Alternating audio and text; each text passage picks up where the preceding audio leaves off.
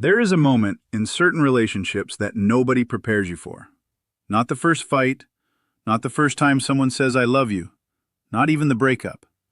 It's the moment when the person who always chased, who always reached, always called, always left the door open just a little, goes completely quiet. Not because they stopped caring, not because they found someone else, not because they woke up one morning and decided the relationship wasn't worth it, but because something inside them, something that had been running at full speed for months or years, finally hit a wall and couldn't take another step forward. And on the other side of that silence, the person who had been pulling away, the one who needed space, the one who said they wanted to be left alone, suddenly realizes they don't know what to do with the silence they asked for. This dynamic has a name. Researchers call it the pursuer-withdrawer cycle. But that clinical label doesn't come close to capturing what it actually feels like to live inside it. Or what happens, neurologically, psychologically, physically, when both people go silent at the exact same time. Because when that happens, something shifts that most relationship content has never honestly explained. And I need you to stay with me until the end of this, because the last thing I'm going to tell you is the thing that determines whether this pattern ends or whether it just finds a new person to repeat itself on. Let's start at the beginning, and I mean the real beginning, not the relationship, but the people inside it. The person who chases didn't decide to be a chaser. They were trained to be one. Somewhere early in their life, usually before they were old enough to understand what was happening, they learned something about love that lodged itself into their nervous system like a splinter that never came out. They learned that love is not something that simply exists between two people. It is something you produce, something you generate through sustained effort, something you earn through consistency, through patience, through being the one who shows up even when showing up costs more than you have. Maybe this came from a parent who was inconsistent, warm one day, withdrawn the next, loving when certain conditions were met and absent when they weren't. The child's brain, which is exquisitely designed to find patterns and survive them, identified the variable. If I just do more, give more, be more, eventually the warmth comes back. And sometimes it did. Which is the most powerful reinforcement schedule in behavioral psychology: variable reward. The same mechanism that keeps people pulling the lever on a slot machine for hours. The child grew up. They forgot they learned this, but the nervous system remembered, and it carried that pattern into every relationship that followed. That's the chaser. Now let's talk about the one who withdraws, because this is the person most content gets wrong. Most people assume the withdrawer is cold, emotionally unavailable by nature, incapable of deep feeling, someone who simply prefers distance. That is not what the research shows. What the research shows, and we're talking about decades of attachment science, going back to John Bowlby's original work in the 1960s, refined by researchers like Sue Johnson and Stan Tatkin in the last 20 years, is that the person who withdraws in relationships is not someone who doesn't feel. They are someone who feels so intensely, so overwhelmingly, that their entire psychological architecture was built around managing that intensity so it didn't destroy them. Somewhere early in their life, they learned something different but equally damaging. They learned that needing people is dangerous, that vulnerability leads to pain, that the cost of opening up is always higher than the cost of staying closed. Maybe someone they loved left. Maybe someone they trusted used what they knew against them. Maybe they reached out for comfort and got silence or anger or worse, nothing. And the developing brain, doing what it always does, created a rule. Wanting connection is a risk not worth taking. So they stopped reaching. Or they learned to reach in controlled, limited ways that maintain the appearance of connection without the actual exposure of needing it. That's the withdrawer. Two people, shaped by different versions of the same original wound, both of them desperately wanting connection, both of them completely terrified of it, and completely unaware that the other person is terrified for the exact same reason. Now put them together. And here's the thing that makes this particular pairing so compelling, and so destructive, and so hard to leave. They fit together. Not in a healthy way, but in the way that two puzzle pieces fit when one is concave and the other is convex. The chaser's need to pursue is perfectly mirrored by the withdrawer's need to retreat. The withdrawer's distance activates the chaser's worst fear of abandonment, which causes the chaser to intensify the pursuit, which activates the withdrawer's worst fear of being consumed, which causes them to retreat further. The cycle feeds itself. It doesn't need any external drama to sustain it. The two people are enough. And they can run this cycle for years, sometimes decades, sometimes until there is nothing left of either of them, until one day the chaser simply stops.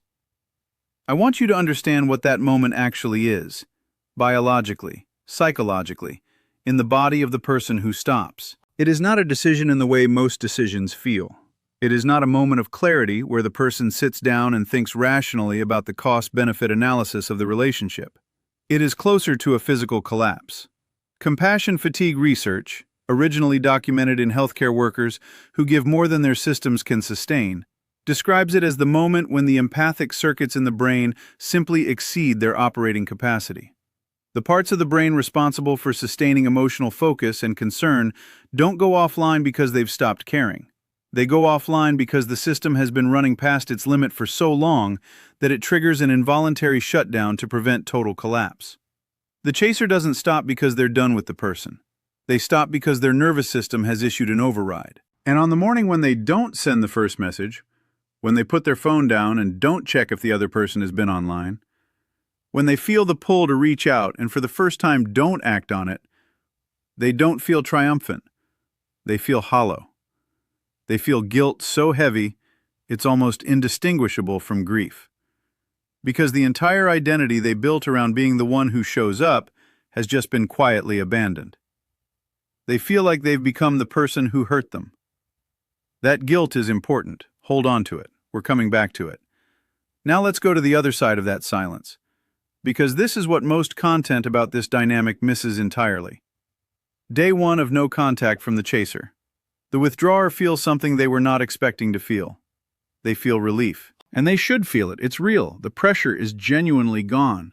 The constant pull of someone else's need, the weight of another person's emotional investment sitting on their chest every morning, the low-frequency anxiety of knowing someone is waiting for them to show up in ways they don't know how to show up, it lifts. The withdrawer exhales in a way they haven't exhaled in months. They tell themselves this is what they wanted, and they weren't wrong to want it. The pressure was real, the overwhelm was real. But then day 3 arrives, or day 5, or day 8. It varies by person, by the depth of the attachment, by 100 variables specific to the relationship, and something changes. The withdrawer notices the silence. Not just the external absence of messages, but something quieter and harder to name than that. Something that sounds, if you listen carefully, like a question they weren't prepared to be asked.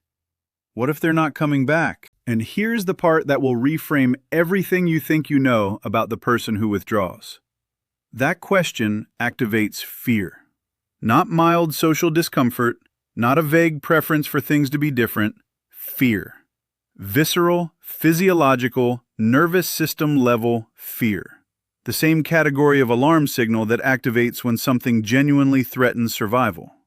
Because the withdrawer's deepest wound, the one that drove the entire pattern of pulling away in the first place, is not a fear of closeness.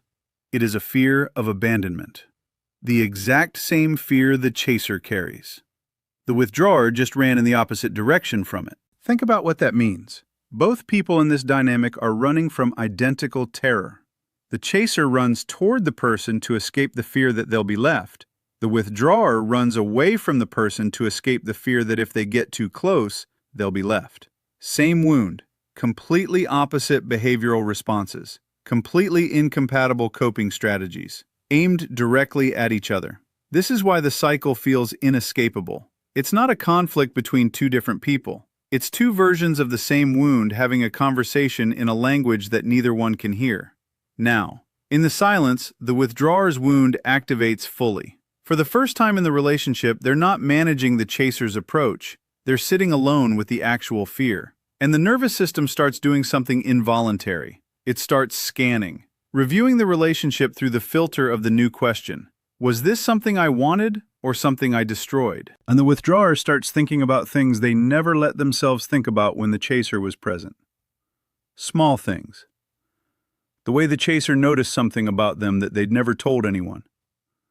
The texture of a specific conversation that felt, for a moment, genuinely safe. The version of themselves they glimpsed in the relationship.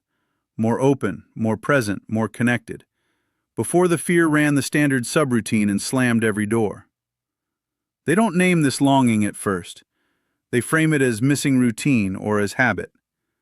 They reach for their phone not because they've processed anything, but because the nervous system has a deficit and a specific person used to fill it. And if the chaser responds, if they pick up the call, answer the text, open the door at that first signal of reaching, here is exactly what happens. The withdrawer's nervous system calms down. The fear deactivates. The deficit gets filled. And within days, sometimes within hours, the pull toward distance begins again. Because nothing changed. The wound didn't get touched. The pattern didn't get interrupted.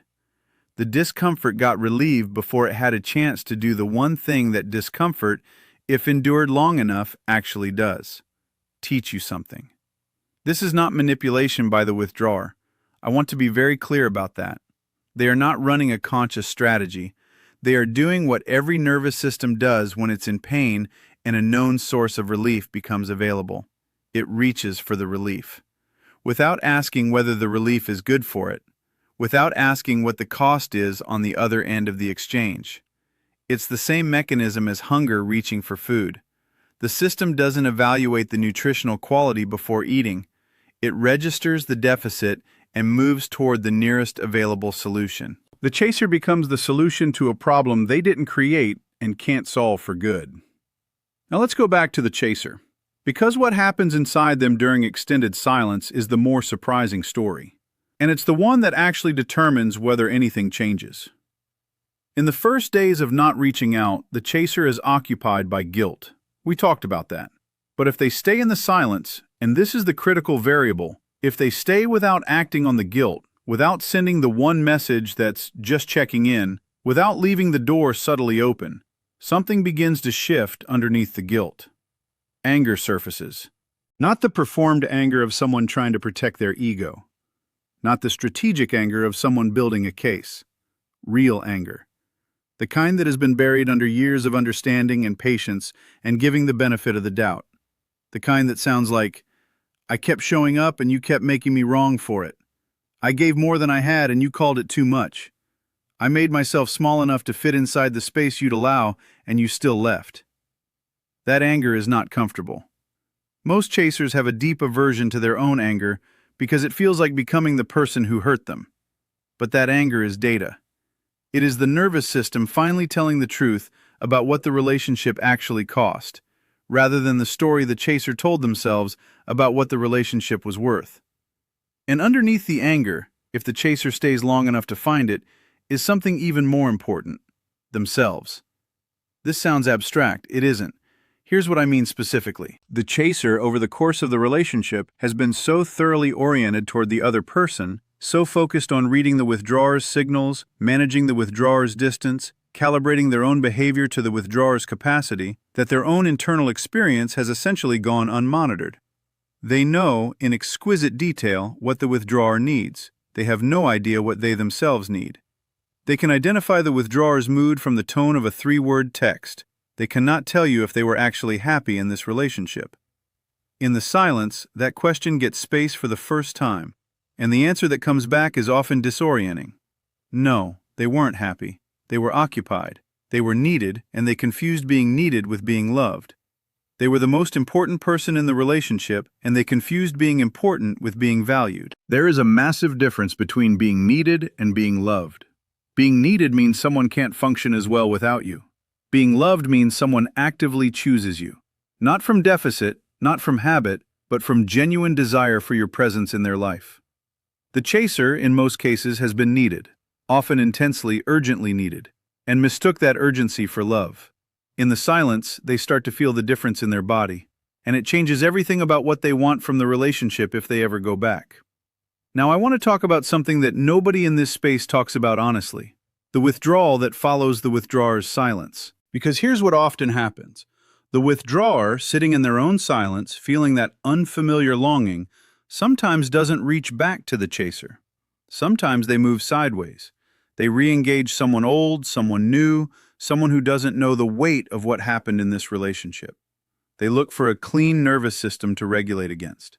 Someone who isn't carrying the accumulated history, the unresolved conversations, the weight of having been shown exactly who the withdrawer is under pressure. And this looks from the outside like proof that the withdrawer never cared, like the chaser meant nothing. It is almost never that. In most cases, what it actually is, and attachment researchers have documented this extensively, is the withdrawer running at full speed from a feeling that is touching the most unhealed part of them. You don't run that fast from something that doesn't matter. You don't need that much distance from something that isn't real.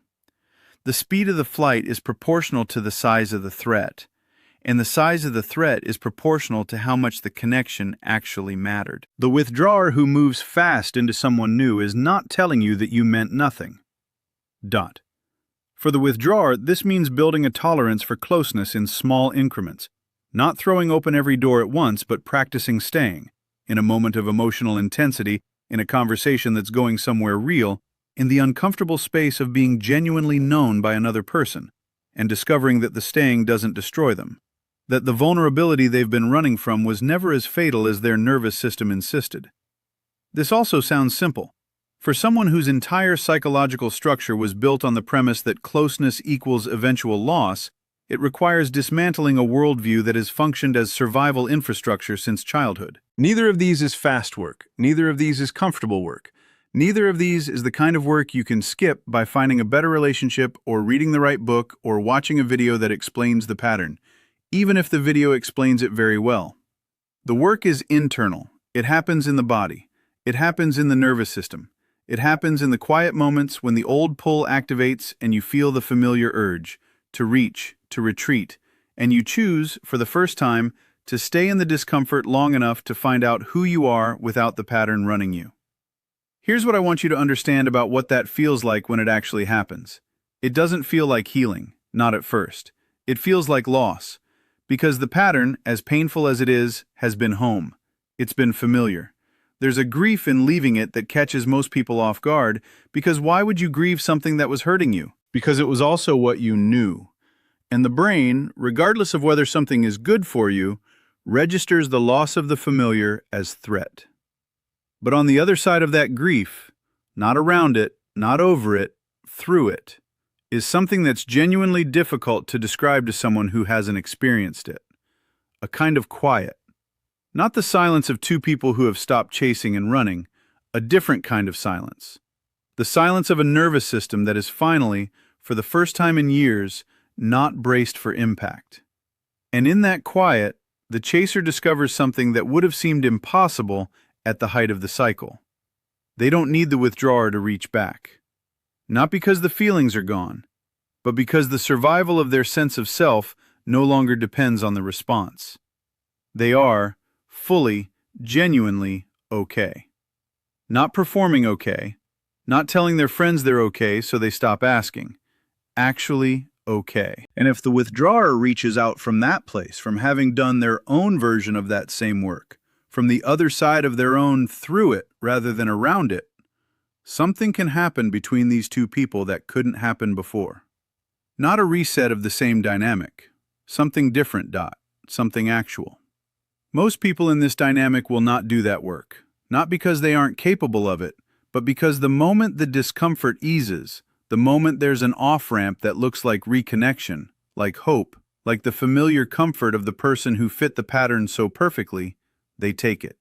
And the cycle resets with a new coat of paint and both people wondering, a few months later, why they're back in exactly the same place again. The silence was never the problem. The silence was the first honest thing the relationship ever produced. It was two people, for the first time, not managing each other, not performing their role, not running their pattern, just sitting alone with the truth of what was actually happening.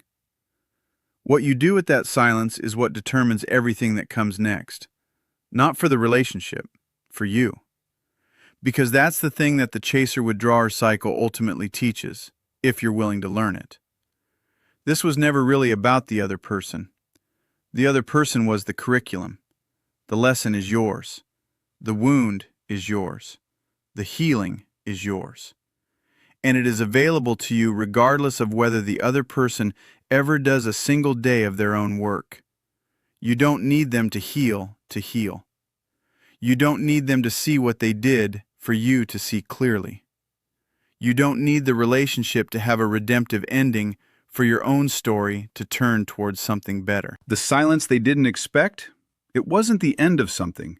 It was you finally deciding to start.